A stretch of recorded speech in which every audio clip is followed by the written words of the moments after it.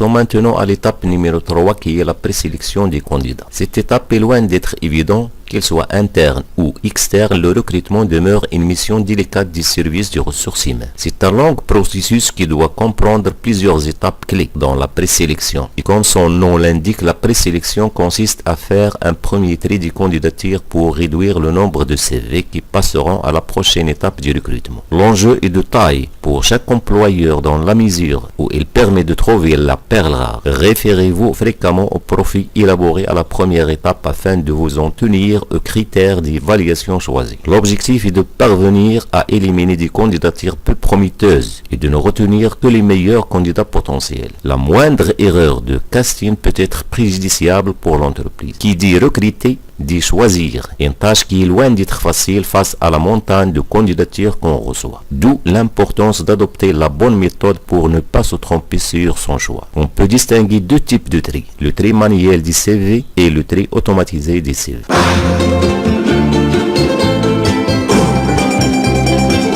Alors commençons par l'étape numéro 1 qui consiste à déterminer les critères du tri. En tant que recruteur, vous devez vous préparer en identifiant en premier lieu les critères du tri. Le but de cette étape est de faciliter la sélection du dossier en vous basant sur des critères objectifs. Vous pouvez les répertorier à partir d'une analyse du profil du poste à pourvoir. Les critères peuvent être classés en 3 catégories. La première catégorie est les compétences professionnelles. La formation qu'a suivi le candidat, ses diplômes, son expérience professionnelle. Ce sont autant de critères qui peuvent aider le recruteur à privilégier déjà certaines candidatures par rapport à d'autres. La deuxième catégorie est les compétences personnelles. Ce sont surtout les qualités humaines et relationnelles du candidat. Bien sûr, vous devez prendre en considération celles que vous avez stipulées dans l'annonce. Parmi ces compétences, on cite entre autres la capacité d'intégration, la résistance à la pression et l'équilibre personnel. La troisième catégorie est les caractéristiques personnelles. Ce sont les critères liés à la personne du candidat comme son adresse, ses prétentions salariales, etc. Il est nécessaire de se rappeler de tous les critères que vous avez demandés dans l'annonce. Par exemple, avez-vous demandé une lettre de motivation à un CV seul? Avez-vous mentionné une fourchette de salaire, etc. Une fois tous les critères identifiés, vous pouvez élaborer une grille d'évaluation qui vous permettra de trier plus facilement les candidatures qui y satisfont.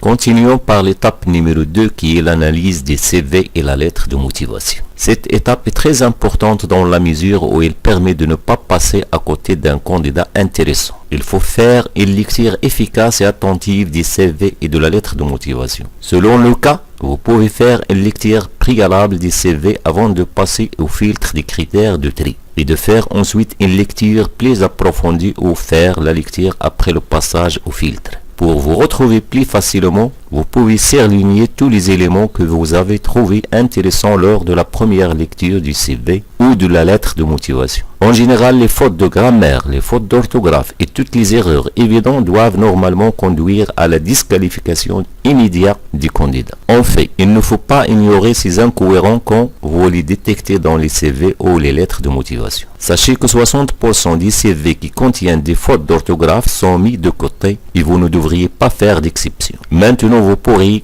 gagner du temps en passant en revue les CV par petits lots dans le logiciel de recrutement. Cette démarche plus souple pourrait même vous permettre d'éviter de commettre une erreur de recrutement.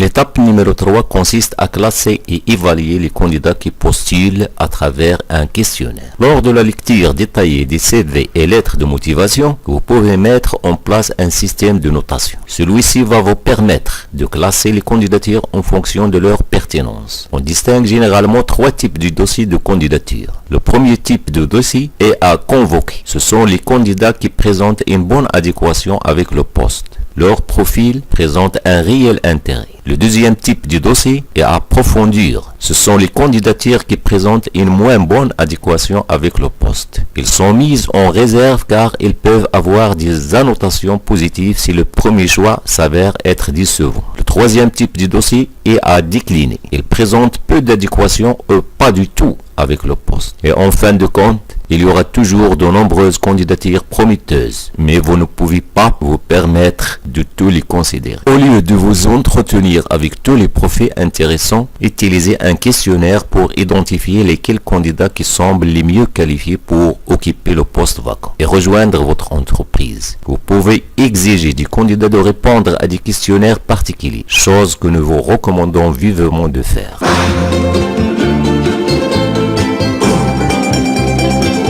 Avant de terminer les étapes, passons à l'étape numéro 4 qui est l'identification des incohérences au cours du processus. Vérifiez les références mentionnées dans le CV du candidat. Contactez ses anciens employeurs. Au lieu de poser des questions tendancieuses, posez des questions qui vous informent sur l'expérience et les compétences de ce dernier. Si le CV d'un postulant mentionne un projet qui semble dépasser ses aptitudes sans données tangibles, vous devriez en discuter avec lui. Il ne s'agit pas de passer au crible chaque petit détail mentionné, mais plutôt de suivre votre instinct quand des incohérences se font sentir. Réalisez un suivi et plus de recherches dans ce cas. Si vous apprenez que quelqu'un se vante d'avoir vécu des expériences créées de toutes pièces, il ne sera pas probablement le bienvenu dans votre entreprise. La recherche sur Internet peut également faire des merveilles.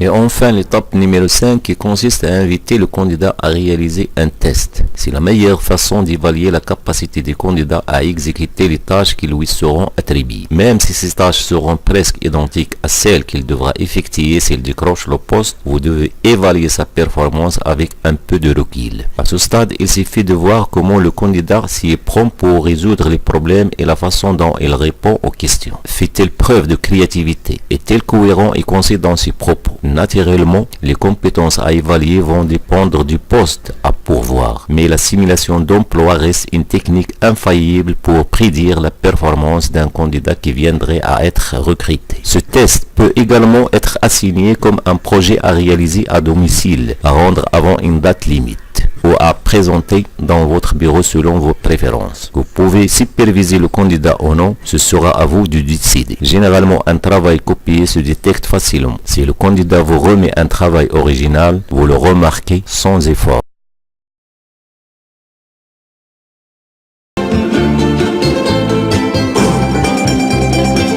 Voici quelques conseils pour effectuer efficacement et ne pas passer à côté de la perle rare. En premier lieu, utilisez une grille de présélection. Pour faciliter cette tâche souvent ardue, vous avez tout intérêt à concevoir une grille de présélection. Il favorise un trait efficace du CV en répertoriant les compétences nécessaires attendues sur le poste à pourvoir. Le deuxième conseil est de focaliser sur l'adéquation culturelle. Si l'adéquation culturelle occupe une place importante dans votre processus de recrutement, vous devriez dès à présent vous pencher dessus. En tant qu'employeur, tentez de déterminer à quel point le candidat doit être compatible avec la culture d'entreprise et ses futurs collègues pour fournir un bon rendement. En fonction des résultats de votre analyse, l'adéquation culturelle pourrait constituer un facteur déterminant lors de la présélection du candidat. Passons au troisième conseil qui est l'utilisation d'un logiciel de gestion des candidatures pour filtrer et classer les candidats. Un logiciel de suivi des candidatures peut rationaliser le processus de présélection. Il vous permettre de faciliter le travail d'équipe. La présélection des candidats peut être abordée dans le cadre d'une démarche collaborative.